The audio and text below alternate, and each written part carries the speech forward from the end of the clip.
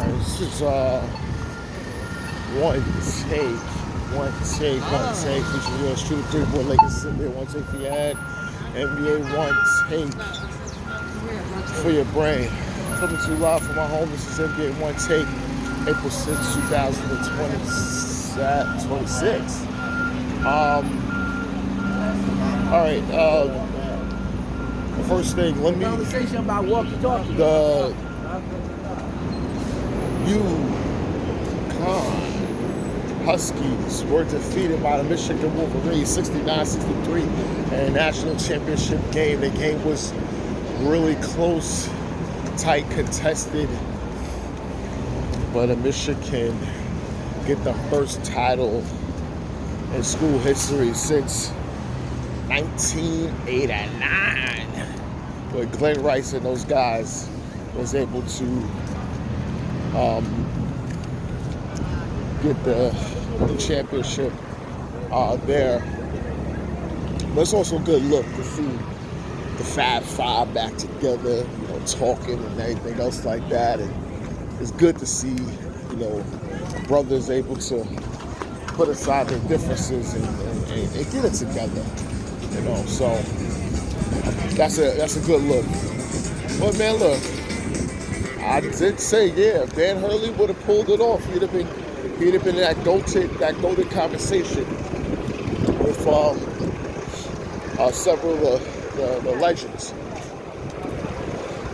But trust me, he'll be back. He'll be back, and he will get to where he needs to get to, especially as a coach. All right, let me also. I got 3 games on my docket. I'm doing college basketball. It's crazy. So, Mike Malone.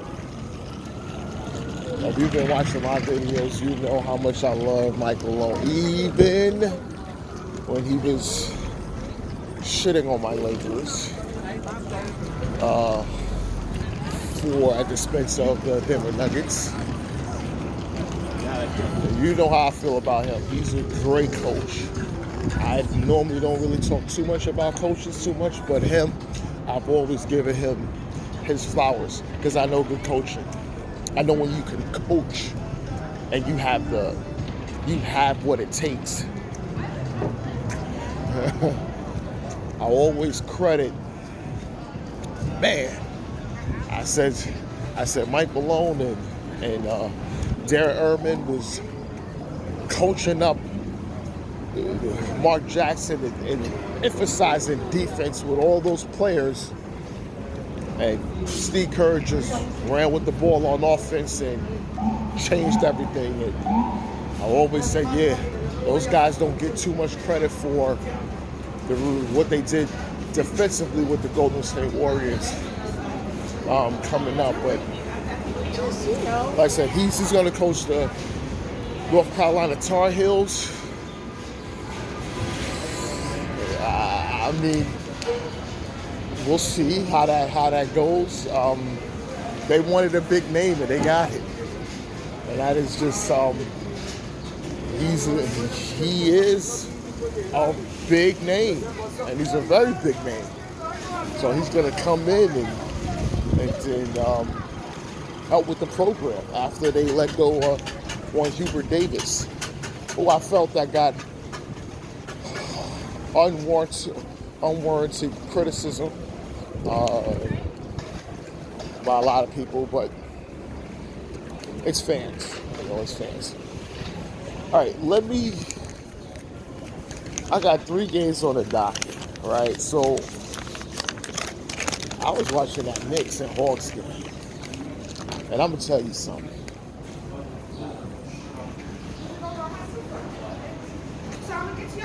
The Knicks is lucky they almost lost that game. The Knicks is lucky. They was up. But man, the Hawks is coming back. And it's CJ McCollum hits a half-court buzzer beater, but it was waved off. That would have tied it up and given it to overtime. But man, this Hawks team was very dangerous. And the Knicks should worry because this could be a possible first-round matchup And guess what? I don't think you want to see a team like that in a 7-game series. Those kind of weapons they have can really exploit a lot of the deficiencies you have, especially with, even though Jalen Brunson had 30 and 13, he was hunted several times on offense.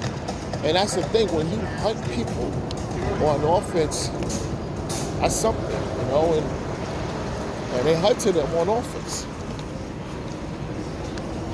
Cat had 21 and 12, OG Anunoby 22, and Mikal Bridges had 15. And I'm telling you, it's something. It's something. It's something. Kill Alexander Walker, man, he had 36. Jalen Johnson, 21 and 12. Dyson Daniels, 11 points and 12 rebounds. And, CJ McCollum, 17. And CJ McCollum, something about him, he's revitalized himself a little bit, boy. Look a little happy that he's playing with the Hawks instead of the Woeful Wizards.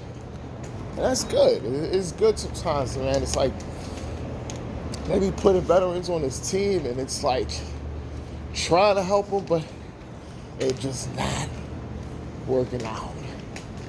It's just not working out.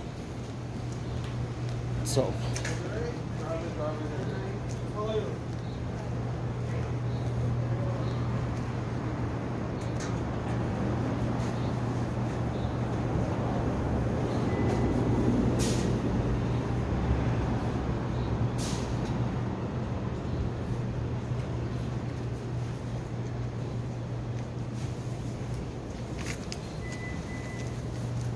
it's not working out.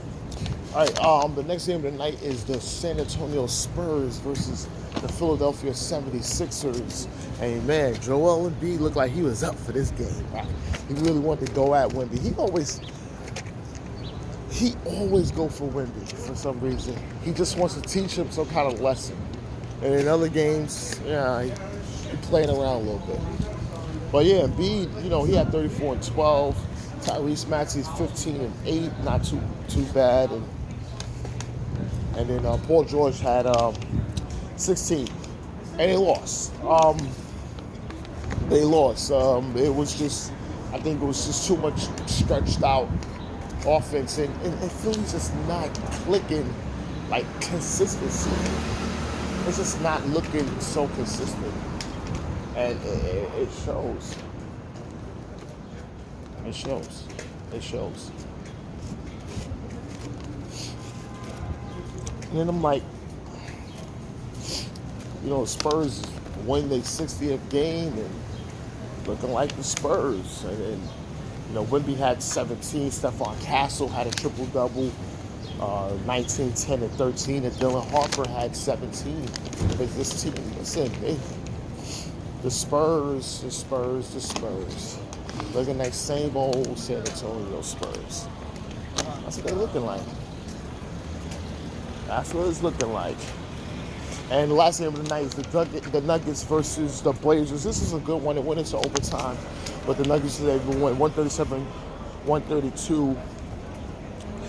Nikola Jokic had 35, 14, and 13. It was really balling good. And Aaron Gordon had 23. Jamal Murray 20. Cameron Johnson had 17. Getting out some kind of funk that he's been in. And people calling for his neck. And then for the Blazers, Denny Abia had 26. Tommaso Cameron had 30. Donovan Clingan 18 and 12. Scoot Henderson had 18, and Drew Holiday 19 and 11. For the Blazers, the season's winding down, and teams is trying to position themselves, especially how these play-ins and everything is going on, and the positioning.